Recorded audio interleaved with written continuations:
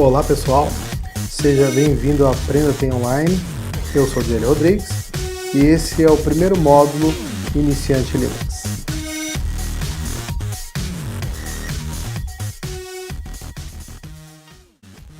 Então, vamos começar? Mas antes, eu queria deixar algumas ressalvas, tá? Primeira, você deve ter recebido a apostila, tá? Se recebeu, já pegue ela aí, porque nós vamos acompanhá-la, ok? E aí você vai fazendo suas anotações, tá?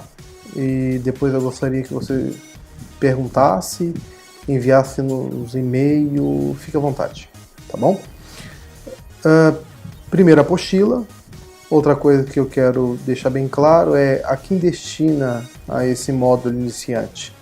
Destina realmente aqueles que não tiveram nenhum contato com Linux até agora.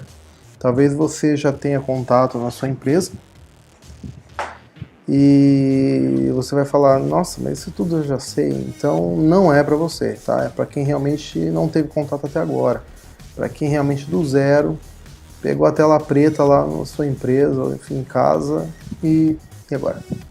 O que eu faço? Ok? Então a primeira dica, pegue a apostila. Segunda dica é para iniciante mesmo, tá? Depois nós vamos ter outros módulos, intermediário, avançado.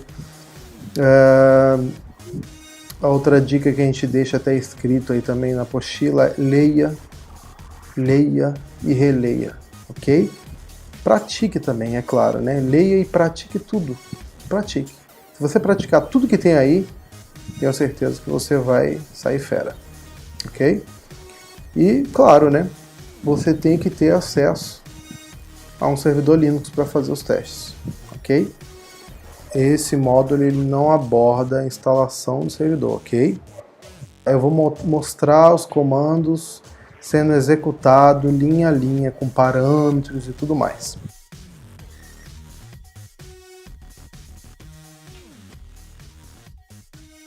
Vamos ao que interessa?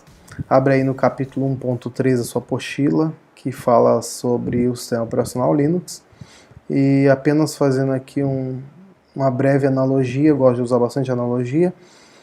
A apostila fala que é um conjunto de programas que faz interface do usuário e seus programas com o computador. Resumindo, ele gerencia recursos e periféricos, ou seja, é ele que gerencia a comunicação do hardware, tá, com o seu aplicativo. Então, seja lá qual for o seu aplicativo for fazer, por exemplo, um texto de editoração eletrônica, ou seja, você está fazendo o seu arquivo, lá, a sua carta, o seu memorando, a sua planilha. No momento que você está escrevendo essa planilha, você ainda não salvou, ok?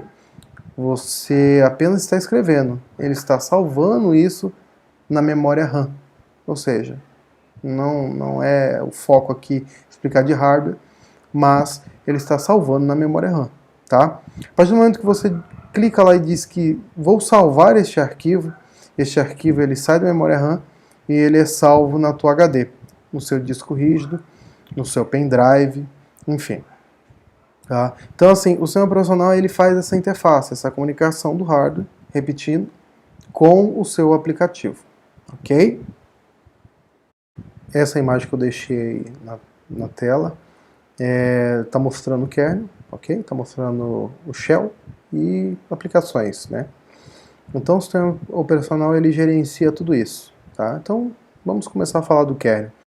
O kernel, fazendo uma analogia, ele é, digamos, como o motor de tudo isso.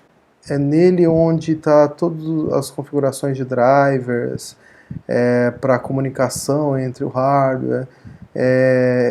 Ele é, na verdade, o responsável de comunicação entre o hardware. O shell ele seria uma interface ainda baixa, tá?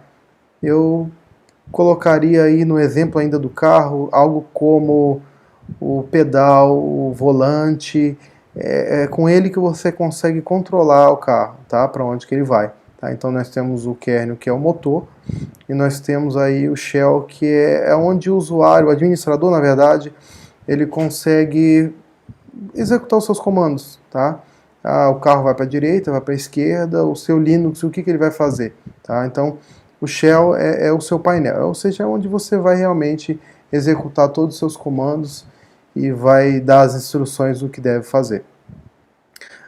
E por fim, né, tem as aplicações, seja ela, como eu falei, de editoração eletrônica, todas as aplicações que geralmente você utiliza, seja aí um editor de vídeo, seja ela um navegador, web, como você está fazendo agora, provavelmente. Então, todos esses aplicativos, ele fica aí numa camada superior. E quem gerencia esses 3 níveis, entre kernel, o shell e as aplicações, é o sistema operacional, ok? Apenas um breve resumo sobre a história do Linux. Ele foi criado em 1991 por Linus Torvalds, na Finlândia, ok? E ele é um software livre. E o pessoal se confunde, o que é software livre? Software livre é de graça, né? Não é só isso. Ele tem mais algumas peculiaridades, tem mais alguns detalhes aí que diz o que é um software livre, tá? Então, Linux é um dos software livres e ele é um dos mais difundidos e por isso que se conhece tanto, mas não é o único.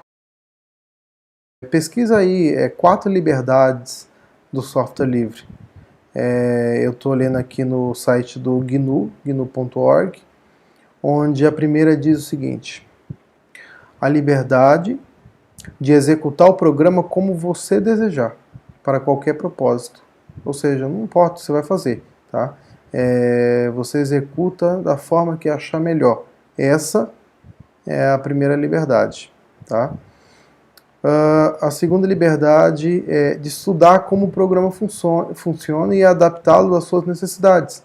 Ou seja, você pode abrir o código-fonte, você pode explorar, você pode alterar para a sua empresa, enfim, né? Eu posso, por isso que existem várias distribuições Linux. Eu tenho a distribuição Linux focada para segurança, como Backtrack, por exemplo, antigo Backtrack, que hoje é Kali Linux, se não me engano. Tem outras distribuições voltadas para editoração de vídeo, enfim. Então, essa é, na verdade, a segunda liberdade, né? A outra é a terceira liberdade, que é a liberdade de redistribuir cópias de modo que você possa ajudar o próximo. Ou seja, você pode fazer cópias que não tem problema. Eu quero copiar para o meu amigo, eu quero copiar para, enfim, lá para a minha empresa. Essa é a terceira liberdade, tá? E a quarta, liberdade de distribuir cópias de suas versões modificadas a outros, tá? Então, uma coisa é copiar do jeito que está, outra coisa é você fez uma alteração e vai lá e copia para os seus amigos a alteração que você fez. Então, essa aí é a quarta liberdade que o pessoal geralmente tem feito. Ele pega uma distribuição como o Debian, por exemplo, eu faço a alteração, né, e viro um Ubuntu, né? Então, pego o Red Hat e transforma aí num CentOS, num Fedora e por aí vai, tá? Então, essas são as liberdades. Mas e aqueles que são pagos com Red Hat, SUSE? Na verdade, você não está pagando a licença, você está pagando o suporte. Então, então eu posso ter um Red Hat, um SUSE na minha empresa? Pode. Então eu tenho uma empresa pequena, o que eu posso fazer para ter um Linux onde que eu possa ter mais facilidade, eu posso encontrar mais coisas na internet? Aí você tem vários. Na minha recomendação, um deles que eu utilizei muito no passado é o Debian, porque tem uma comunidade extensa, vasta. Tá? Nesse curso nós vamos falar bastante sobre o Fedora, tá? E o CentOS. Por quê? Porque o Fedora e o CentOS ele é baseado em Red Hat, é onde a maioria das empresas utiliza. Então por isso que eu usei esses dois. Tá? No meu caso aqui eu vou usar o CentOS, mas funciona aí no Fedora e no seu Red Hat normal, ok? Mas, lembrando que nós vamos fazer um webinar, tá? O que é isso, na verdade, né? Ou seja, dúvidas que vocês tiverem sobre qualquer um desses tópicos que a gente está falando, vocês vão mandar um e-mail, tá? Que eu vou deixar aí no vídeo. e perguntando, eu quero saber mais detalhes, não entendi muito bem isso. Você vai mandar um e-mail e a gente vai fazer alguns vídeos aí específicos em cima desses e-mails que vocês estão mandando, ok? Nós vamos responder com toda boa vontade e até peço que mandem mesmo, porque com certeza é muito vasto o assunto e não tem como eu ficar exemplificando tudo aqui. Então eu prefiro que vocês me perguntem e a gente responda para vocês as suas dúvidas, ok? Mínimos de hardware. E agora, o que eu posso utilizar? Ah, eu tenho um 386 lá jogado. Posso utilizar? Pode. Só que aí é claro que você vai ter que usar um kernel mais antigo, kernel 2.2, enfim. E certamente você não vai encontrar algum atualmente com esse kernel, tá? Mas tem como? Tem. Ah, o que kernel que geralmente tem aí no site é 2.6, tá? Que é um 486DX, tá? Então você pode utilizar um 486DX com kernel 2.6. E se eu não me engano o kernel, até consultando aqui, está na versão estável, tá 3.18. Isso agora, né, nesse vídeo de 8/1 de 2015. Então a versão estável é o kernel 3.18, tá? Então você pode instalar seu Linux aí em máquinas bem antigas, fazer grid, enfim, né? Você não precisa de muita máquina para isso. Mas claro, depende de qual aplicação você vai utilizar. Ah, eu vou montar um web server com Java, então aí a coisa já complica, já muda. Utiliza muita memória, processamento também, é claro, mas muita memória. Então aí o problema já não é nem o Linux, tá? É a sua aplicação que ela exige aí, tem um requisito maior de hardware, tá? Mas o Linux, sem nada, ele não exige muito, tá? Então sem uma tua aplicação pesada, você pode instalar na sua máquina antiga sem problema, tá? Esse inclusive é um dos sucessos do Linux. Claro que tudo que nós estamos falando aqui são exemplos práticos. Tenho vários exemplos. Tenho exemplo de servidor de e-mail, onde nós tínhamos apenas 3 servidores para mais de 10 mil usuários, rodando Gmail, e em certo momento teve que alterar aí que a empresa solicitou, sistema operacional de um concorrente, e isso de 3 servidores foi para 14, 16 servidores desse concorrente. Exemplo também de servidor de proxy squid, que nós tínhamos entre 4 servidores, e numa migração para um concorrente, isso aí quase triplicou, tá? E mesmo assim não estava dando conta esse concorrente. Então são exemplos práticos que tenho vários deles, tá? Conforme eu for lembrando eu vou falando para vocês. Eu tenho um Linux e eu quero também mexer no Unix que tem lá na empresa. Também tem lá um Solaris, dá para me mexer, dá para me virar? Bem, a resposta é dá. É isso porque tudo é feito em cima de um padrão POSIX, tá? Onde eles são muito parecidos. Então, se você vai dar lá um comando para ver a sua placa de rede, ver o IP da sua placa de rede, eles são parecidos. Ele pode até ter parâmetros diferentes, mas os comandos eles são muito parecidos, tá? Então, assim, você vai conseguir se virar, tá? Não necessariamente são todos comandos iguais, vai ter comando diferente, mas você consegue se virar assim. A dúvida entre o pessoal e esses Linux que não são pagos, Debian, Fedora e etc. Como eles são mantidos, né? Ubuntu? A resposta existe comunidades, existe pessoas, analistas, administradores, que eles trabalham em cima do kernel Linux, trabalham em cima dessas distribuições, e eles mantêm o código. Então tem comunidade específica lá do Fedora, comunidade específica do Debian, e lá você vai conseguir tirar suas dúvidas, tanto em FAQ, ou seja, são perguntas que já são realizadas diariamente, ou alguma dúvida nova, algum problema novo, você coloca lá, alguém em algum momento ali vai te responder. E muito rapidamente. Tá? Nunca viram esse problema, você colocou lá, alguém vai pegar esse problema, vai testar. Existem pessoas específicas para cuidar, por exemplo, né, como eu falei, do kernel. Ele vai pegar aquele bug, aquele problema, vai avaliar e vai te dar uma resposta. Aqui eu recomendo isso para pequenas e médias empresas, tá? Grandes empresas não recomendo, porque geralmente empresas de fator, ou até empresa pequena, mas que tem uma aplicação de nível muito crítico, é importante que você tenha um suporte mais ágil. Aqui não vamos fazer comercial, mas Red Hat SUSE, por exemplo, onde você pode entrar em contato, ligar para essa pessoa, resolver esse problema na hora. Então é algo muito mais sério. Mas empresas menores, onde você não tem aplicações tão críticas, onde dá para esperar, onde você tem como esperar esse tempo na comunidade, tranquilo, tá? Então fica a dica. Se você trabalha numa empresa grande, você é responsável por adquirir o Linux, não recomendo você pegar distribuições onde não tenham suporte, tá?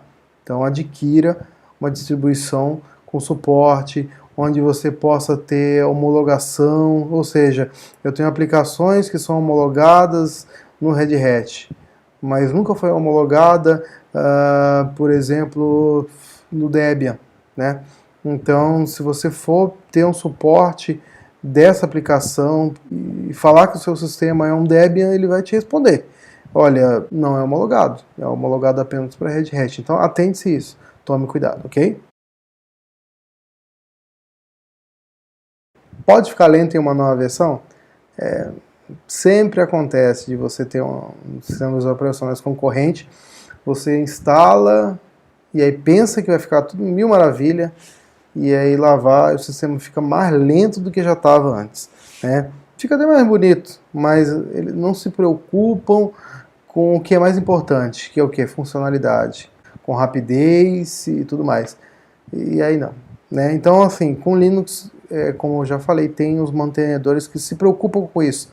Toda vez que vai lançar um novo kernel, uma nova aplicação, um novo hardware, ele já é preparado, esse kernel já é preparado para se comunicar mais rápido e não mais lento. Ou seja, de uma forma evolutiva e não indo para trás, ok?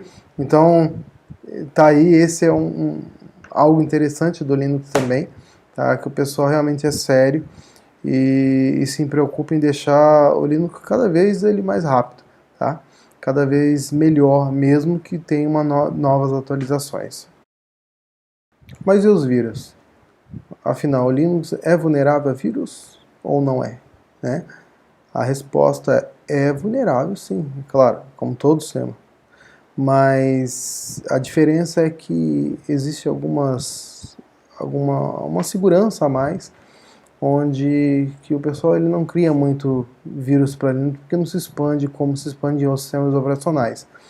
Lógico que a gente não vai detalhar agora, mas um dos segredos é o usuário root. O usuário root ele tem permissões administrativas gerais, onde quando o vírus ele ataca um determinado sistema, ele com um usuário específico, esse usuário ele não tem todas as permissões que tem o usuário administrador. Então isso é apenas um detalhe, uma segurança a mais, ok? Nós não vamos falar disso agora, nós vamos detalhar melhor depois. Mas não é o foco do módulo iniciante de Linux explicar sobre isso, porque senão nós vamos ficar um pouco perdido, ok? Então aguarde os módulos posteriores que nós vamos falar mais sobre segurança. Combinado? Qual distribuição Linux é melhor?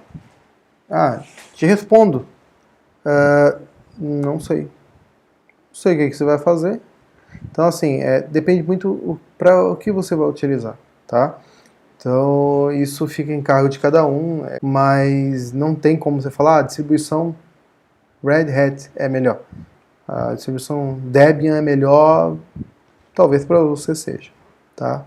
Então, não entre nessas discussões que isso depende da sua necessidade, tá ok? Então é isso, pessoal. Então aqui acaba o nosso primeiro capítulo. Volto a dizer que nós vamos estar fazendo um vídeo tirando dúvida sobre o pessoal que mandar e-mail sobre este capítulo, sobre esses vídeos.